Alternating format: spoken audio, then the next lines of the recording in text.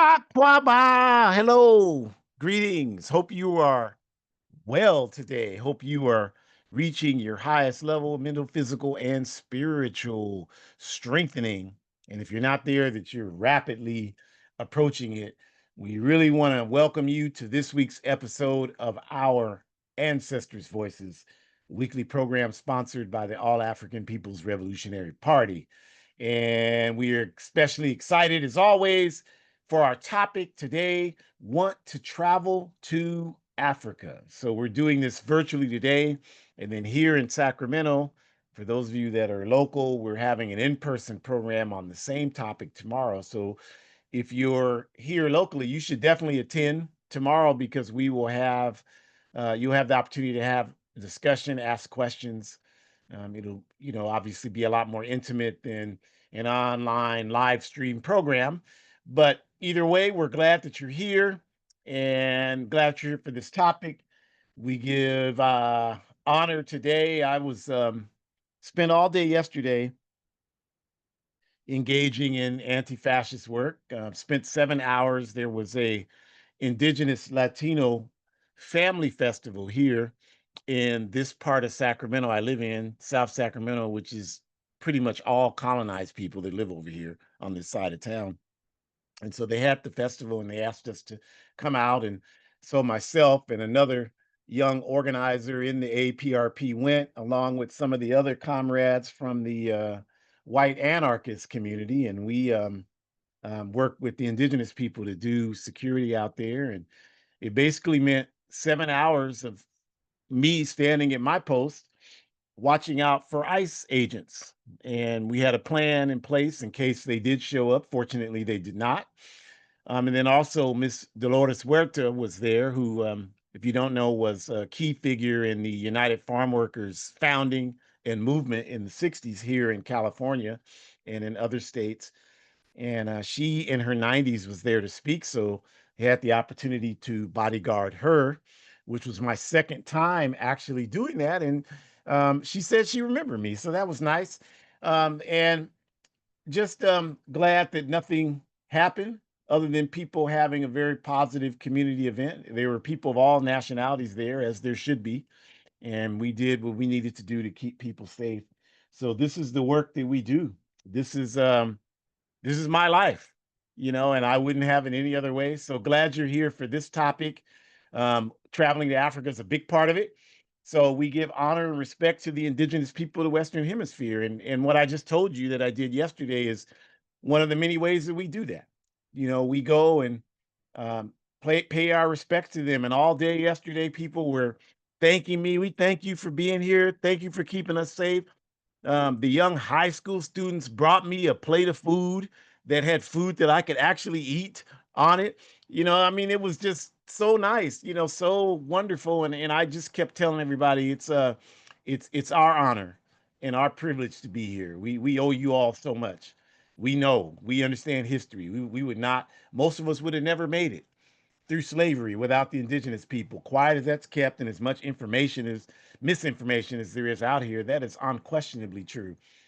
So we give honor and respect to them, and we stand with them, sit with them, lie with them, whatever way they need us to participate in their struggle for justice and forward liberation. And of course, doing that work with them is the best way to honor our African ancestors. When someone asked me yesterday, it's just so wonderful that you're here doing this. Why would you all, how did you all get this understanding? I'm like, well, we're proud Africans. We know our history. We know exactly who we are. And when you get to the place in life where you understand who you are, then you don't have to disrespect other people. You don't have to dismiss other people. You don't have to disparage other. In fact, you want to encourage the development of all people. I love to see people who are down come up, because I have a strong and positive sense of who I am. I don't have to be like that dead fascist and make millions disparaging people. I don't have to live my life like that. So this is why what we mean when we say honor our ancestors. And no, I'm not going to say the dead fascists, and they're not even worth it. piece of scum. I'm sorry if you that offends you. You're in the wrong place. Wrong place. We don't glorify our enemies. We don't honor our enemies here. So glad that you're here for this program. And just to start, we start as we always do. Our Ancestors' Voices is sponsored by the All African People's Revolutionary Party, AAPRP. And the APRP is a revolutionary, independent, mass, Pan African political party with its base in Africa, our national home. And our objective is Pan Africanism, which we define correctly as one unified socialist Africa. We have the FEPON conference coming up in Africa. We're raising money to send organizers from all over the world to that international gathering of revolutionary Pan Africanists, and we'll talk more about that at the end of this program. But we are moving forward to achieve our objective. You all, you don't see it on CNN and CIA networks, so a lot of you don't think it's happening, but that's to your detriment. It's definitely happening. And our work to achieve Pan-Africanism is outlined in Kwame Nkrumah's Handbook of Revolutionary Warfare, which is the cover is displayed on this page. We operate under a scientific strategy, and things like FIPON and these things that are happening to unite our people worldwide are a part of that strategy. I mean, imagine that an international conference which will have thousands of participants of youth. It's youth. It's not old people like me. It's youth that are coming together in Africa from all over the African world, and most of you will know nothing about it, and you think that you're free and have democracy and have information. You will know nothing about that. I mean, that's historic. And this is not even the first one. It happened last year. So we're proud to be a part of that and to have our youth organizers participate in it. And our Ancestors' Voices is hosted each week by myself, Ajamu, and my daughter, the newly anointed Dr. Shakura Umi. And to get us started, as we do each week, I'll hand it over to Shakura. Thank you. Appreciate you. Greetings, everyone. Hello, hello. So I have been privileged to say that I have been home twice already. Once when I was 4 years old, and once again when I was 16. And I really can't tell you how much of an impact those trips had on me. I could try today.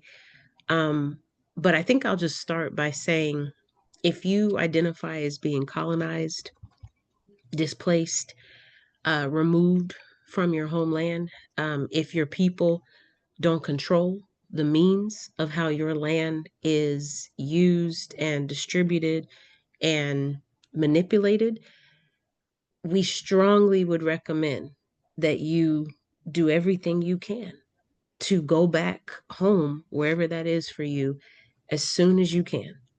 Because the kind of shift that your brain will have when your plane or your boat or however you're getting back, when it officially touches your indigenous soil,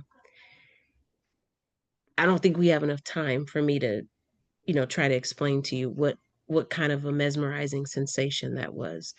I'm very thankful that my parents were able to record a lot of the memories that I now store in my brain. Because, of course, when I was 4, we went to Accra, Ghana, and I don't remember anything except having those visual images to trigger what I think is already stored in my memory. But definitely as a 16-year-old, I remember quite a bit going to Dakar, Senegal. Um, and I just think that it's so important, especially because we talk so much about identity. We talk so much about pride of self. We talk so much about knowing who you are. We talk so much about resisting the teachings of colonization, resisting the teachings of systemic oppression, whether it's white supremacy, whether it's imperialism, whether it's racism. Um, and I think that that is all by design. The oppressor has always wanted to keep us from knowing the truth. And a lot of times, the truth starts where the problem first occurred, right? Like that's where the truth often lies. But instead, it's intentional to, get people to look in other avenues and to investigate other, circumstances and instances, when in actuality, that's where the lies come from. And now the oppressor is feeling good because they have continued to prevent you from really having access to what really happened. And if you don't have access to what really happened, then you're not going to be able to have correct information for you to start to synthesize it, for you to start to critically analyze it, for you to start to ponder it, and for you to start to wonder, well, is that why all of these folks are struggling today? Because they're still not valued as significant, and they're not valued as significant because of X, Y, Z, and so on and so forth. So, yes, we are so proud to hopefully persuade you, but if nothing else, to enlighten you on the importance of why you should consider traveling to Africa. And I think we are speaking obviously to people who descend from the continent, but we also understand that, if you identify as indigenous, we hope that you can continue to reestablish what your land reclamation looks like, right? And so, this is a general conversation we're having, where really, like I said, if you identify as being colonized, we encourage you to go back to wherever you were taken from. And I mean physically for me, because my ancestors were taken, but your ancestors may have been taken, ideologically. Your ancestors may have been taken mentally or spiritually. So, in whatever capacity, your folks were robbed. You should re identify with that. You should reconnect with that. And if it was all of the above, you should definitely go back so you can acknowledge all of the above all over again and get that going. But I think we start by trying to help people understand why you should consider going back home. And for us, this conversation is dedicated to Africans, because we can speak very confidently on what the steps are if an African wants to go back home to the continent. And so, if you identify as being African descent and you're trying to understand more about who you are, in understanding about who you are, that means you have to understand what happened to your people. And if you're going to understand what happened to your people, then you need to understand just how much of an impact colonization, land ownership, exploitation of minerals, manipulation of minerals, resources, opportunities, how all of that translated into where we are today. And I think that in order to do that, it's going to be really key for you to reconnect with your culture, for you to travel back to Africa, so that you can hopefully start to put this on your bucket list, because there is such a revolutionizing, sensational spirit that one feels when they officially have a homecoming, if you understand what I'm saying, and can literally go back home and feel that sensation. That is probably one of the most revolutionary things a person can do, besides being in an organization that is working for justice. You are literally saying to the oppressor and to systemic oppression and institutionalized oppression, you are literally saying to those entities, I am not promoting the jargon that you are providing. I am refuting it, I am resisting it, and I am here because I understand that in order for me to find the truth, I need to start by looking inside of myself. And that also acknowledges that for a lot of us, we have to acknowledge that we really don't know who we are.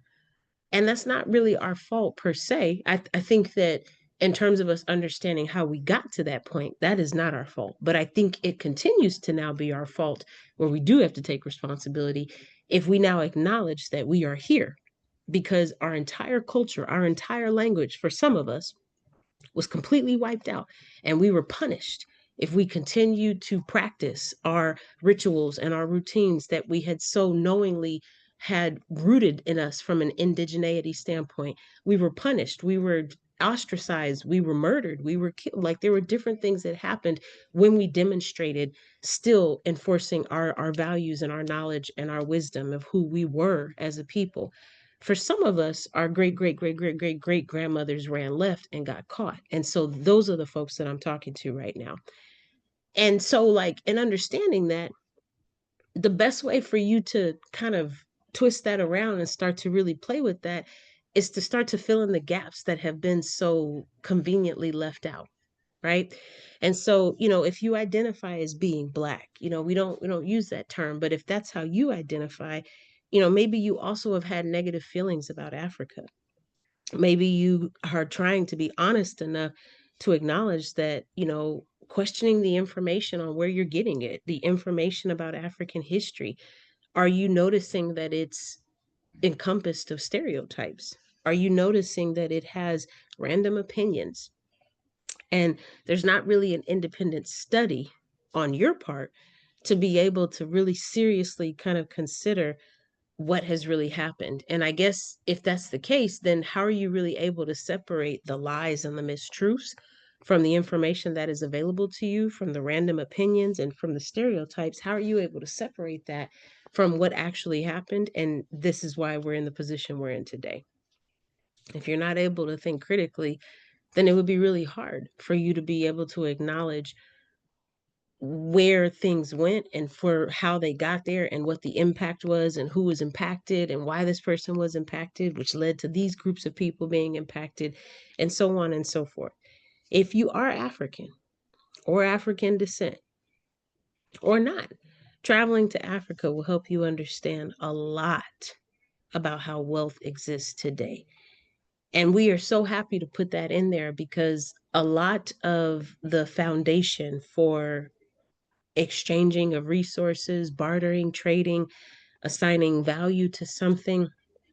Africa is one of the richest continents in the world, one of the richest continents in the world, from gold to coltan to cacao to rubber. I mean, I'm missing so many other resources that I know are in my head, but now I can't think of them. But there's too many to name where there's just so many resources available.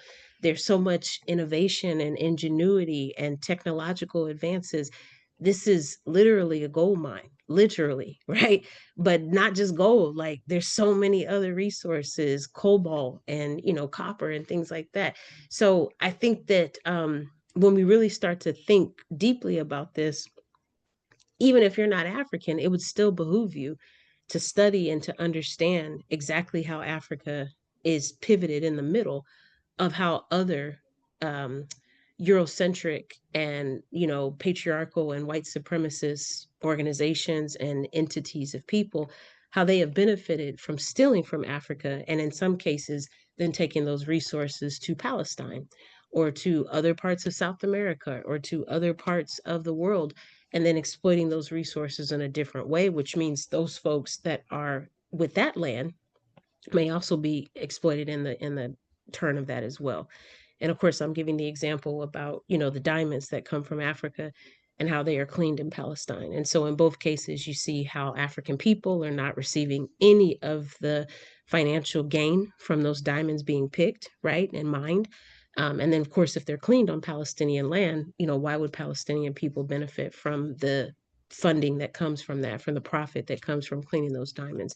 So those are just some examples of how we can start to see what that looks like. And so even if you're not African, it would still benefit you to go to Africa. It would still benefit you to understand how Africa is a central point for a lot of how we can explain the exploitation that's happening today around the world. And we also understand that, this is studying Africa and studying how these resources have been stolen, studying how these people have been abducted, understands or explains to us, I should say, how wealth exists today, whether it's Europe, the US, right? But not in Africa, as I pointed out, and other parts of the Americas, because it will be obvious once you land in Africa where the wealth of the West actually comes from. I would even give the example of how in Niger, they have so many resources to power their electricity from a very strong standpoint, but yet they have rolling blackouts more consistently and more constantly than you can even think that would be necessary for a person to be able to live with success. I'm sure Baba Ajamu can recite the statistic because I don't have it off the top of my head, but we have presented on that very same topic before.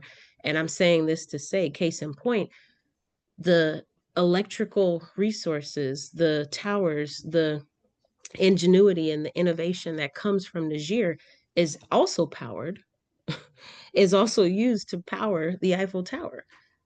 How many times have you heard that the Eiffel Tower has not had electricity? Never. You've never heard that.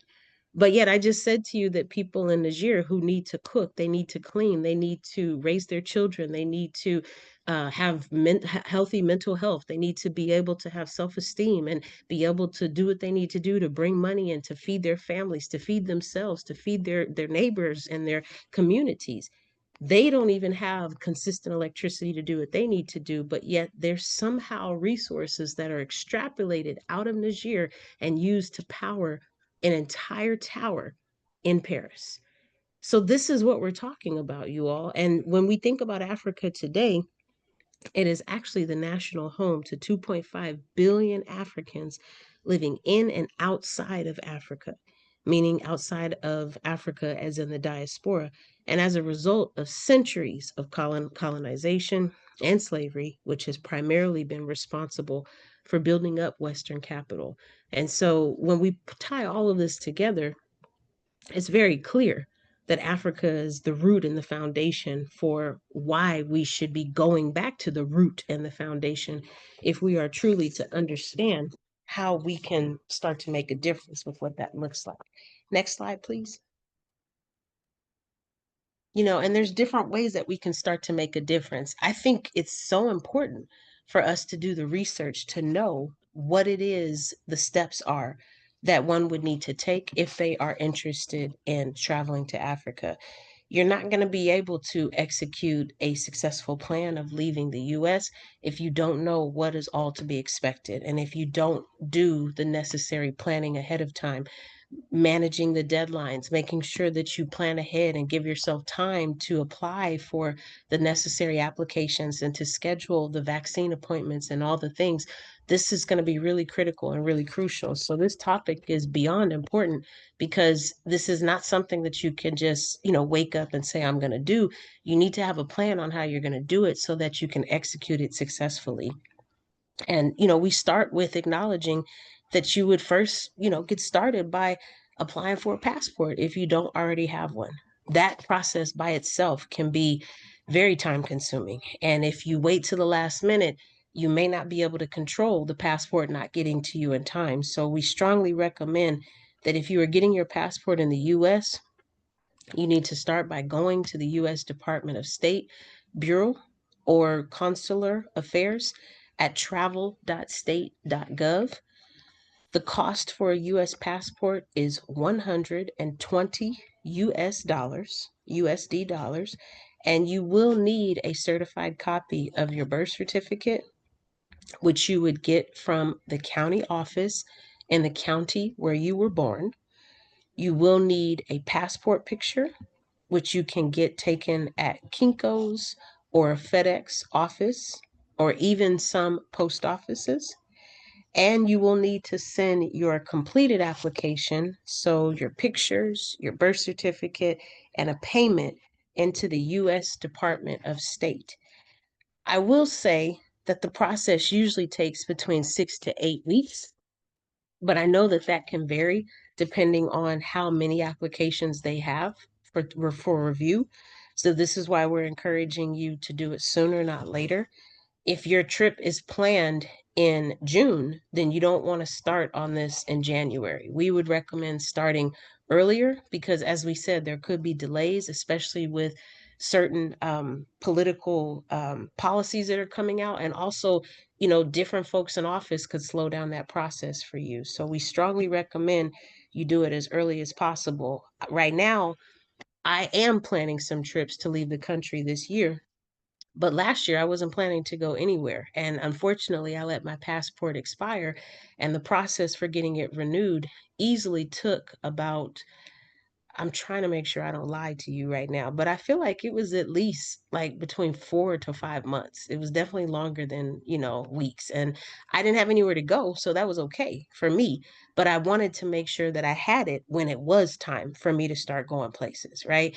And I also think that, you should be prepared to have different forms of payment. And so what I mean by that is when you were paying for your passport, correct me if I'm wrong, Baba Ajamu, but I believe you can only pay like by check, like an actual check from a checkbook, or like maybe debit card, but I feel like debit card may not be correct. So like do that kind of research ahead of time. So when you get there, you have the correct form of payment.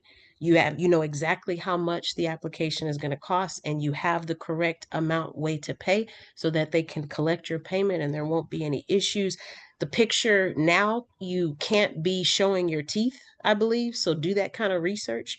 If you're going to get the pictures taken at Kinko's or whatever, they should be able to tell you what is required for the picture, but just make sure that you research everything. You're not supposed to be wearing glasses. You can't have a hat. Like research all of that, because if you send in a picture that's incorrect, it's going to delay your application. Your application is going to either be canceled, rejected, denied, but it's going to get sent back to you, and that's going to extend your time. And you don't want to have more time invested when you need to be doing what you need to be doing. So go through the necessary channels to pay very close attention to the details. Pay very close attention to the details. Make sure that things are accurate. There's even a specific measurement of the picture, like the height versus the width. So research that. Research that. Make sure you have it on point so that there's no reason that this will be an issue at all for you. And so, if you have all of that lined up, if you have everything where it's supposed to be, if you need to make an appointment at the post office, do the research so that you can be organized to do that. We would hate for you to show up at a post office ready to take your pictures and that post office's camera doesn't work.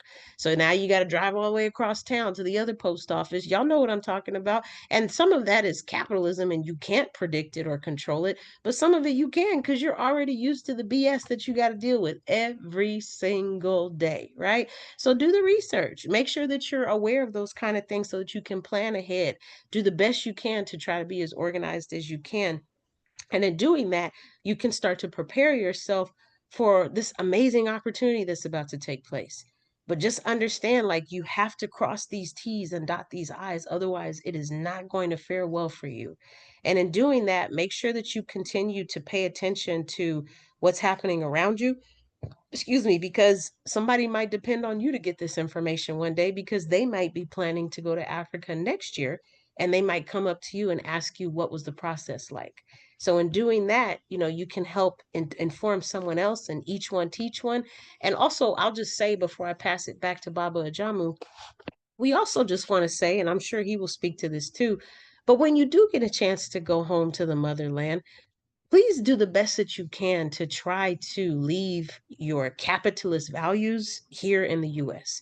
Do your best not to take those on the plane with you when you get there because we don't need more of that there. A, B, we want you to understand that you should be going to Africa with the intention to do some work so that you can improve the conditions there. You should be taking resources, whether it's band aids or pads or pencils. You should be investing what kind of old cell phones you don't need anymore. But if they can have a SIM card put into them, you can donate them to the local organizational chapter offices there because comrades can't get devices there as easily as we can here. Old laptops that you can't use anymore, you should be bringing those in your suitcase, donating them to the comrades. And you shouldn't be looking at it like, I'm going to Africa so I can have this vacation. Sure, you can go to the beach, you can go to the Nkrumah Museum and have a good time, but you should have the intention of what can you be bringing to this space to improve the conditions for the masses of people.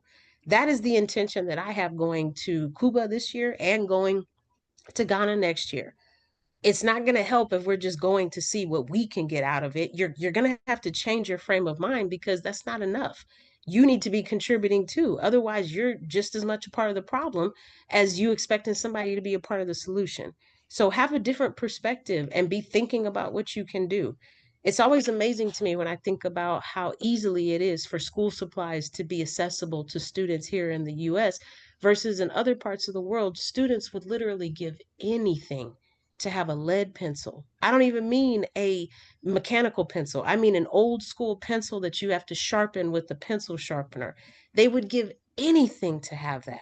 And that is a lasting memory that I have. When we went to Senegal, is I was tasked with bringing school supplies from both my dad and my mom, and they gave me a ton of pencils to put in my suitcase. And I was so humbled when we took them to the school, and the students ran up to me and grabbed them and they hugged me. And I didn't speak the same language as them, but you could tell they were so excited. And they started writing things down as soon as they got the pencil from me. I will never forget that. Never will I forget that. So these are the things. This is the humility we're talking about, you all. Ashe. Ashe, obrigada, asante sana, Madasi, thank you very much. Before I get into my section, just a couple of things. First, Shakura, Africa isn't one of the richest land bases in the world. It is without question, without question, the richest land base in the world. In fact, that needs to be clear. We cannot. There can be no confusion about this. That Africa has more resources than the rest of the world combined.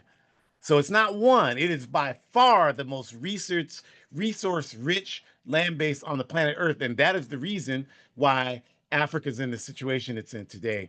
And then the next thing is in terms of payment, I think the only way that you could use a debit or credit card is if you go into the Department of State office.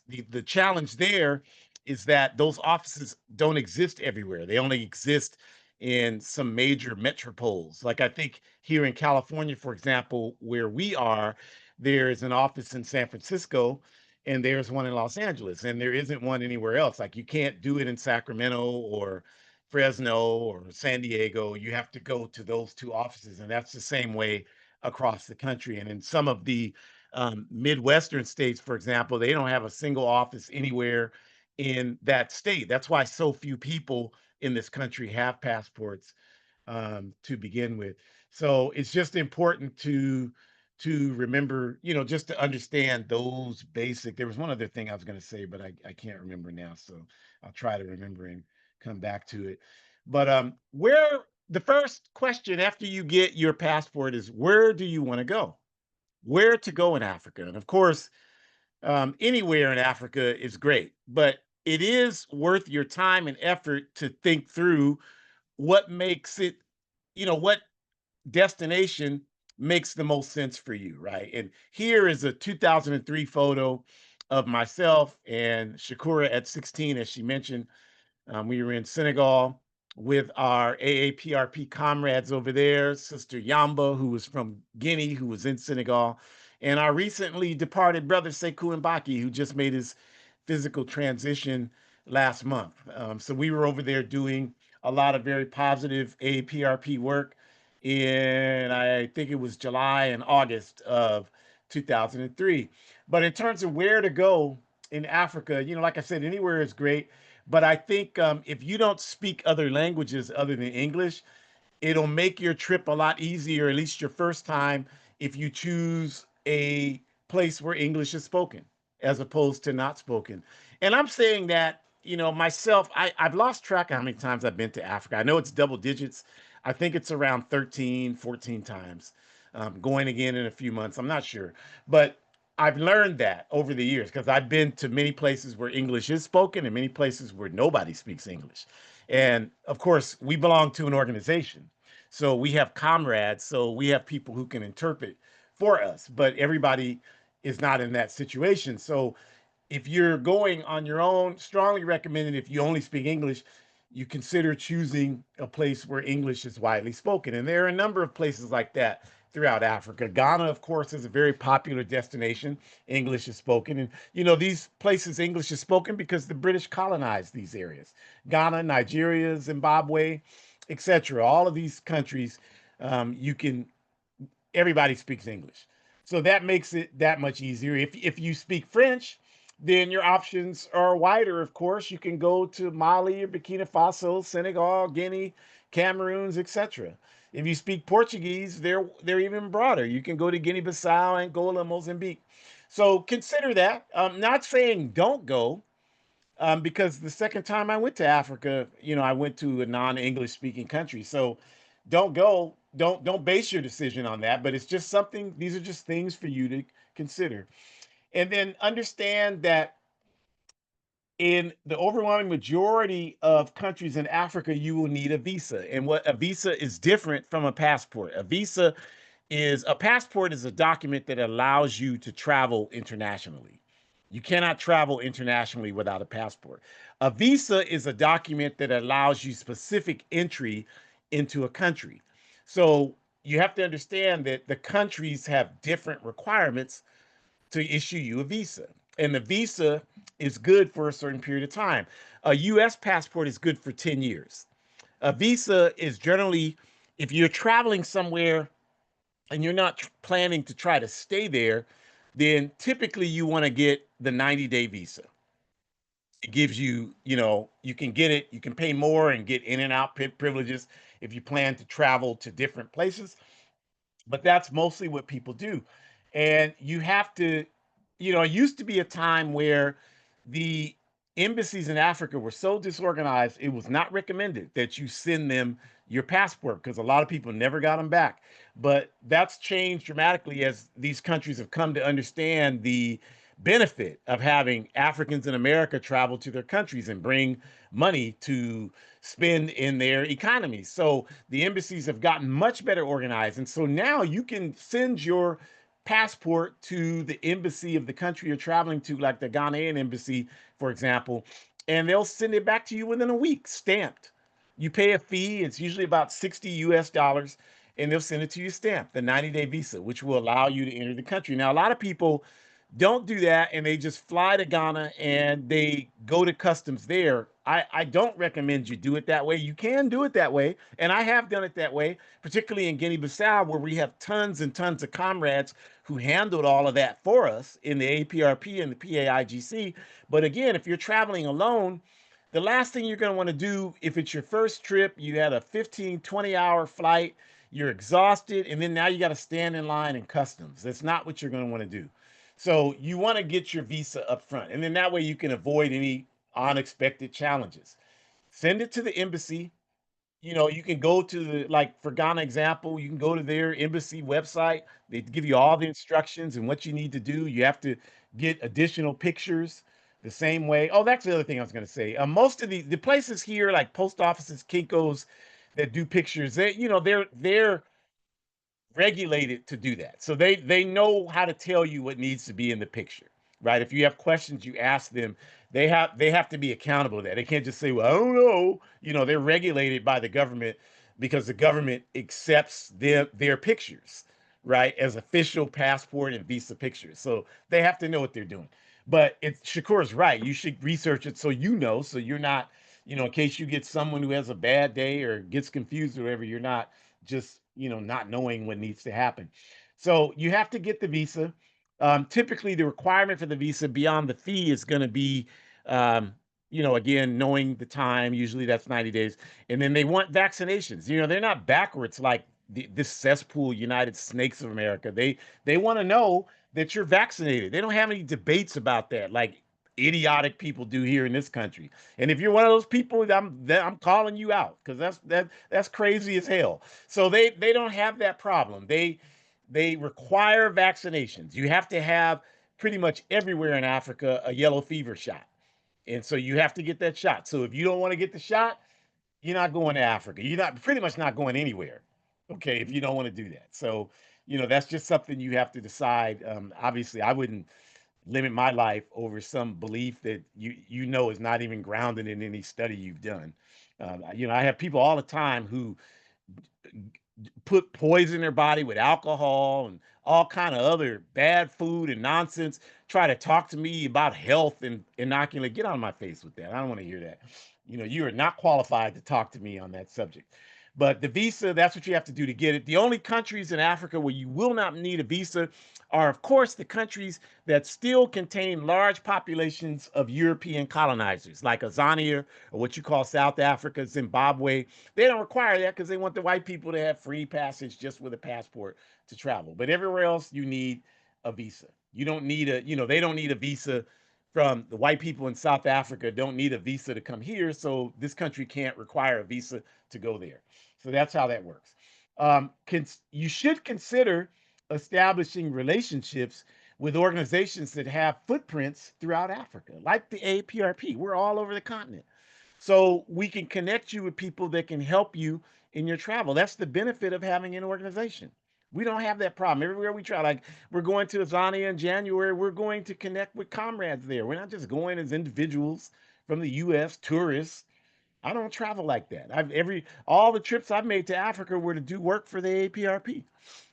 I've never gone to Africa. All those times I've gone just without doing work, without having an assignment there for the APRP, Gambia, Ghana, Senegal, Guinea-Bissau, Tanzania. I can't even remember all some of them multiple times. There are many more. I just can't think right now. But every time there was an assignment, you all. That's my point. There was work that was to be done. And that way you can connect with people who can help you get taxis, negotiate that, find a decent place to stay, understand all of those things and help you with the currency transfer. So that's important. And oh, the big thing I want to say is everything we're talking to you about today, we're revolutionaries, you all. We're not doing this for business purposes. We're not trying to make money off of you. We're trying to get our people home and get people home who want to learn about Africa. So, everything we're telling you here will help you. We'll help you get your passport. We'll help you get a visa. We'll walk you through the processes. We'll do that. That's what we do because that's the kind of people we are.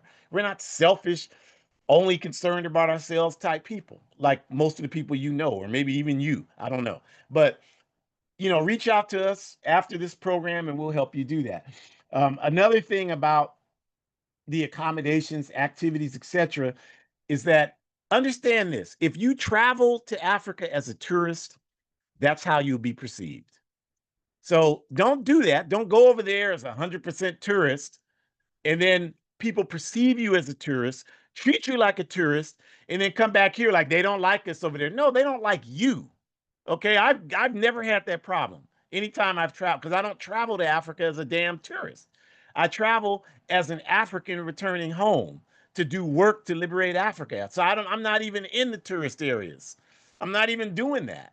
So you got to understand that because if you don't, you'll fall into that. And don't come over here spreading those lies and that nonsense. If a tourist bus pulled up in front of your house and people got out in front of your house and you came out your house and they were taking pictures of you, how would you look at them?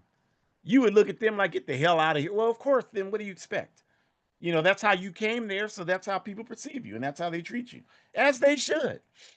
So travel requirements, because there are a number of requirements, and this picture is January of 2023 when we had our All African People's Revolutionary Party Congress in Guinea-Bissau, and the arrow at the top is me standing right under the huge picture of our co-founder Amilcar Cabral and the founder of the PAIGC. I belong to both organizations, and we had Africans there from all over the African world who participated in our party Congress.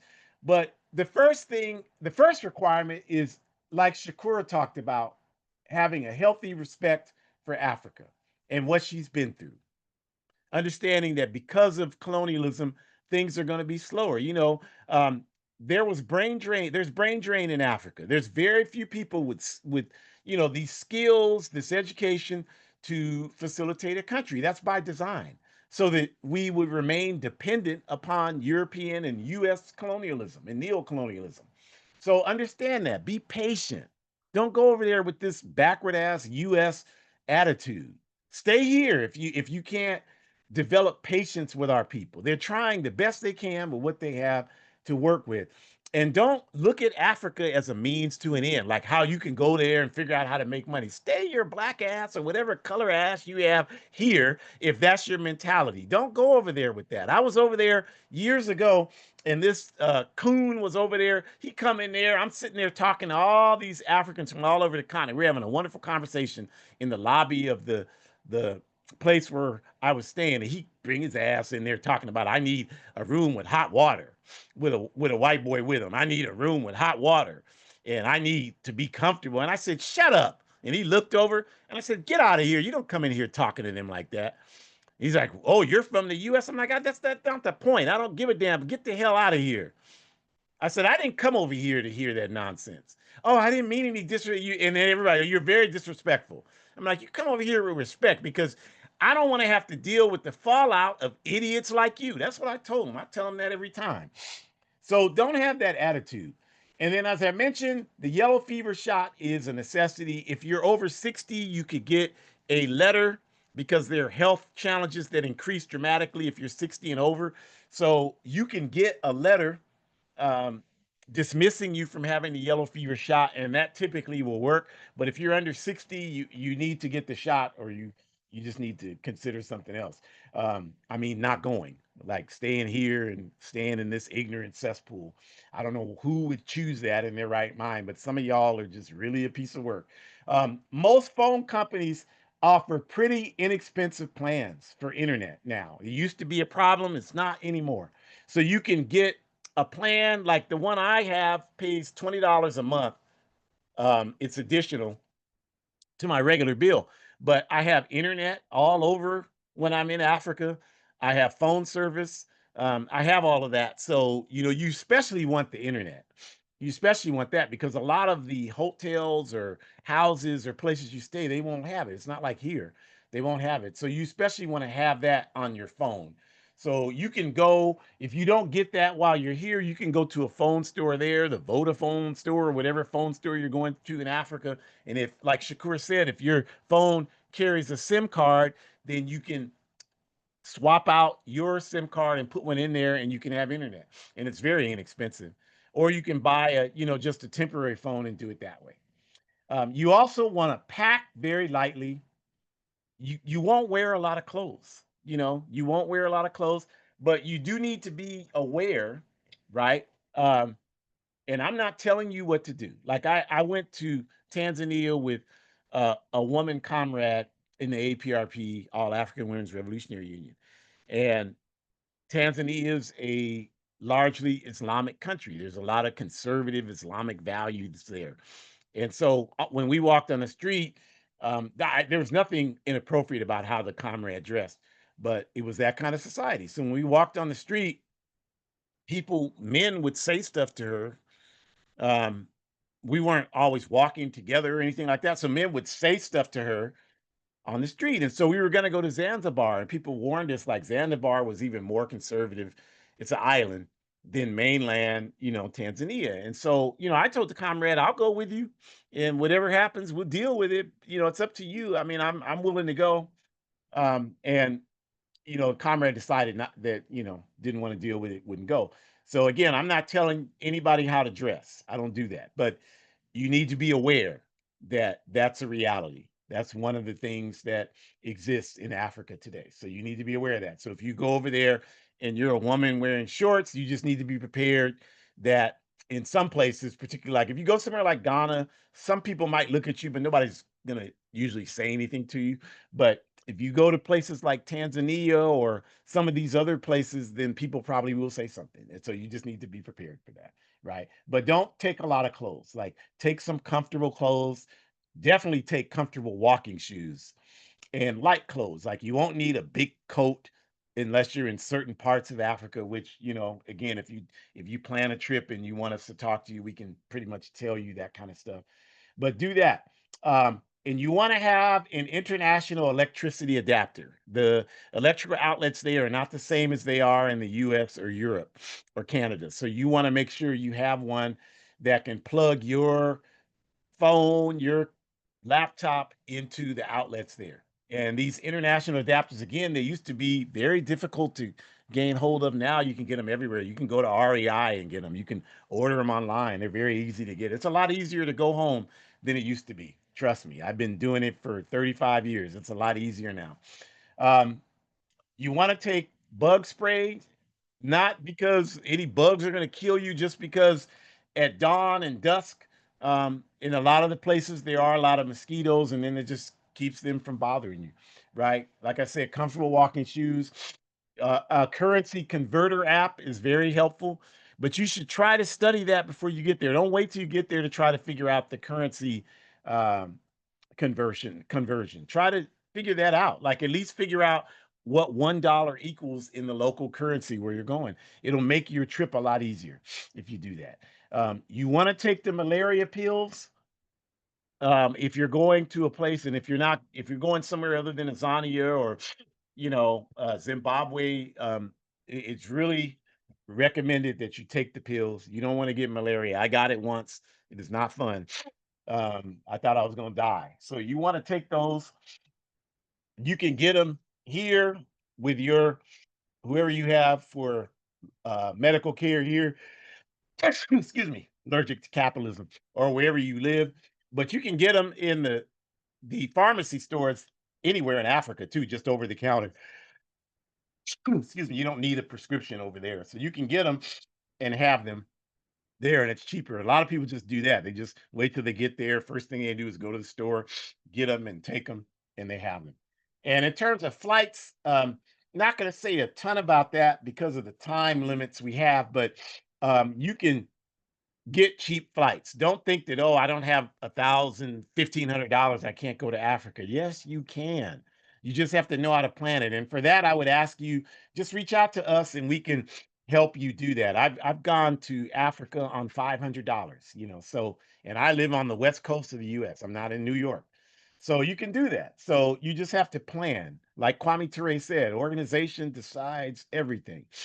And then this last picture is in 2015. I was interviewed on Ghanaian TV in Accra with our sister from our party chapter there in Accra, and we were talking about Pan Africanism. And this station there, the main TV station in Accra, Ghana, was developed by Miss Shirley Graham Du Bois, who was, of course, active in Ghana, an advisor to Kwame Nkrumah, a friend of Secretary, the person that introduced Kwame Ture to Kwame Nkrumah, and of course, the wife of W.B. Du Bois. So she founded that 1964. She founded that 60 years ago. That's crazy. I mean, a woman founded that television station. It's still the main station in Ghana today. So going to Africa will answer a lot of critical questions for you that you've always had that you never understood. You know, I'm talking about questions about like how you carry yourself, the way you talk, the movements you make, the way that you look at things, your philosophical foundation. A lot of that will be answered when you go to Africa because there the way you do things is common. Whereas here you're looked at, oh, why do you talk? Why are you loud? Why are you do that? They don't, this is a foreign land for us. I know we were born here. It's still foreign in terms of these people that run it and their values and their inexplicable exploitation and desire to repress anything that's different from them. You will never understand yourself if you just stay here. That's why it's so important to go. And otherwise I've learned things without even talking about it. Just on the street, I'd see the Africans on the public transportation urging people to get on the transportation, and they move and sound and their cadence is just like what you hear in rap songs here. So it's our culture. The drum, it's our culture, it's who we are. Our experiences in the West are designed to completely disconnect us from who we are politically, culturally, and spiritually. And examples of this are illustrated in African environments, in Africa, the Caribbean, etc., because you learn quickly. It's like Miss Fannie Lou Hamer when she went to Guinea in 1964. She came back and she told the young Stokely Carmichael before he became Kwame Ture. She told him they stand just like us, Stokely. They talk just like us. They hold their babies just like us. Shakura knows this because when we were in Senegal, we would drive up and park and there'd be old men sitting on the stoop, just like here. They'd be talking trash. They'd be talking in French or Wolof, but they'd be talking trash. And we knew they were talking trash. We would say stuff to them. We knew they were talking trash because of the mannerisms are the same. Even though the language is different, the mannerisms are the same. They're the same. They could have been in Oakland or South LA or Hunters Point or Oak Park or somewhere talking trash. It's the same thing. So we just have to understand once you get over there and you experience that, you understand that. You go to the marketplaces to buy stuff and everything's drama because that's just who we are as a people. The sister was selling the thing, and I offered her the price, and she offered me any price, my brother, any price, and I will accept. And I gave her a price, and my brother, please. She started crying. My brother, please give me a better price. And I'm like, you know, you wrong. And we laughed for about 15 minutes, and she gave me a good price. But we're just a drama filled people. And I'm like, I know you know that I wasn't gonna fall for that. And she's like, I had to try. It's like that's what we do. That's who we are. That's what we do. But you gotta, again, I think it's important that if you're seriously consider going, or even if you want more information so you can become serious about going, then, reach out to us, and we're happy to develop these concepts more. We don't have time to do it in this show. We just wanted to introduce the concept to you. The QR code, we want to invite you back next week first, September 21st, our program next Sunday, a proper assessment of Kwame Nkrumah's work. You don't know Kwame Nkrumah, but you know all the people that he mentored: Malcolm X, Dr. Martin Luther King Jr., Maya Angelou, Patrice Lumumba, Frantz Fanon, Muhammad Ali. So join us next week so you can learn about the mentor, Kwame Nkrumah, the founder of the All African People's Revolutionary Party. The QR code in the upper left hand corner, the red and white one, has all these APRP programs. It has the Forward Ever shop. Please go there and buy clothes, support our party's work. Hoodcommunist.org, Revolutionary Pan African blog. I have articles. I regularly contribute to them, and a lot of really good authors do as well. So check it out, please. And every Thursday here in Sacramento, we have community self defense. It's really popping. We're starting to spar. So if you want to learn how to defend yourself and your family and your community, you got to come out Thursday, 6 to 8 p.m., 2775 Cottage Way, Unit 15. We are getting busy. So come on out. And then tomorrow night, we are doing the same program, but in person. We're not live streaming tomorrow. That's if you couldn't get there tomorrow, you should watch this today. And this is obviously being tape recorded on our YouTube page. But if you can come out tomorrow, you should, because we have more time. We'll have the ability to have discussion and answer questions, and we can do that. So come on out tomorrow, 6 to 8 p.m. at the Shakur Center, 3230 Broadway here in Sacramento. Best practices for traveling to Africa. The same but we're going to expand. We're going to be able to talk about it a lot deeper. So come out tomorrow. Join the All African People's Revolutionary Party, and bring a friend tomorrow. Tell people, come out. Y'all know people, we don't know nothing about traveling nowhere. So this is a free opportunity to educate our people. How many times, those of you in the Sacramento area, do we have events like this that are free? It's not somebody trying to fleece you. I mean, I've been to Africa so many times. I'm qualified to do this. So send people out.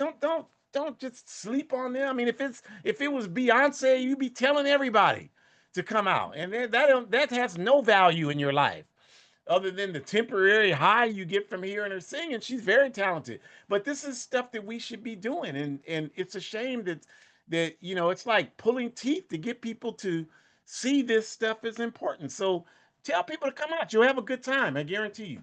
So tomorrow night, come out and join us. APRP-intl.org. You can join the APRP. You can go there and find out how to do that. Burkina Books, the QR code, the bottom right, the black and white one.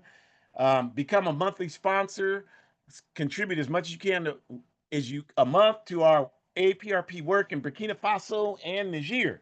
And my book, again, ask you to buy it, to tell people to buy it, to form book clubs, a guide for organizing defense against white supremacist, patriarchal, and fascist violence. It's only $8. Unfortunately, it's only available on Amazon, but 100% of the proceeds I use for anti-fascist work.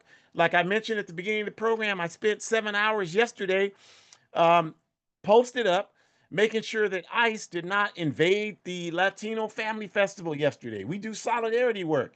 We do this for African people, indigenous people, human being people. We're trying to stop fascism. So 7 hours. And then Miss Dolores Huerta was there. If you don't know who she is, you should be ashamed of yourself. She's 94 years old. You should know. There's no reason. I mean, you know who Megan the Stallion is, and Glorilla is, so you should definitely know who Miss Dolores Huerta is, and bodyguarded for her yesterday. And we needed radios, we need supplies. So the funds I get from you buying this book, and it's a great book for only $8, I use it to buy supplies to do the anti-fascist work. You're not going to do it, so support the people that are.